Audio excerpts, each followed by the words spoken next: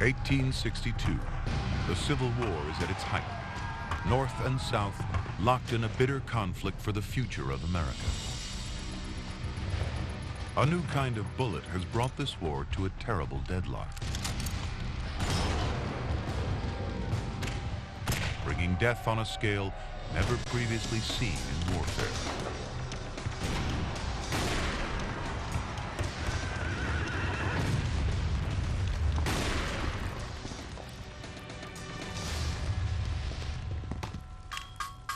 Here at a metalworks in Springfield, Illinois, molten lead is beginning its journey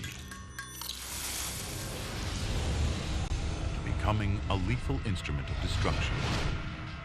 The bullet known as the mini-ball. This crude piece of lead is the primary reason for the unprecedented levels of slaughter in this war. Invented in France, just an ounce in weight and half an inch across, one person can cast 3,000 mini-balls an hour. Each one of these simple bullets can rip through a man's body in a fraction of a second. The mini-ball is used by North and South alike. Demand for this killer bullet runs so high that an entire industry springs up, supplying mini-balls to the front line.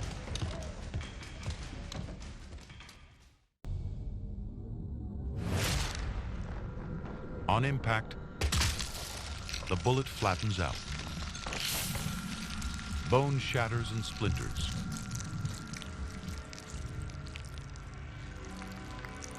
Causing further damage to muscle and tissue.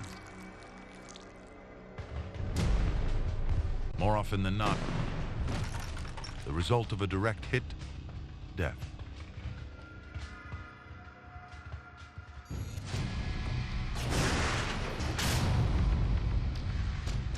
But for all the mini-ball's technological edge, the Army still uses traditional military tactics.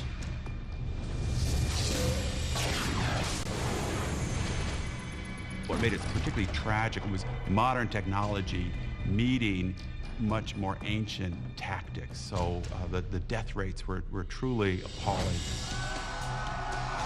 The troops still face one another openly in lines across the battlefield. But the mini-ball is accurate over a range of 600 yards. The troops on both sides must live in the middle of this untold death and suffering. Horatio Chapman records the experience in his diary. The dead in some places were piled upon each other, and the groans and moans of the wounded were truly saddening to hear. Some were just alive and gasping, but unconscious. Others were mortally wounded and were conscious of the fact that they could not live long.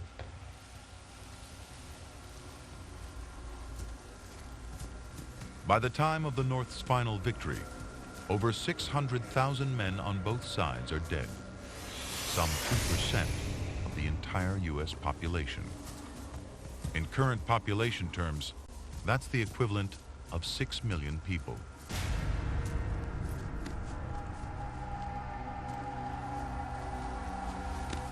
Almost half of the dead remain unidentified.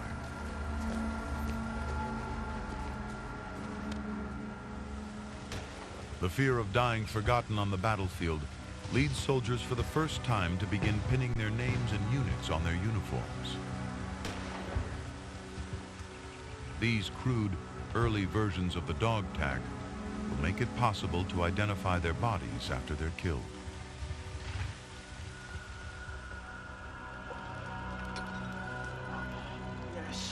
For the first time, America's growing postal service means soldiers can write to their loved ones from the front. With none of today's military censorship, it allows soldiers like Robert Stiles to relay the terrifying realities of life on the front line. The sights and smells that assailed us were simply indescribable. Corpses swollen to twice their original size. Some of them actually burst asunder, with the pressure of foul gases and vapors. Fueling this carnage lies the deep political animosity that has led to this war. In a bitter conflict that has pitted brother against brother, the South is determined to defend its independence and its system of slavery. But the North will not allow it to leave the Union of States.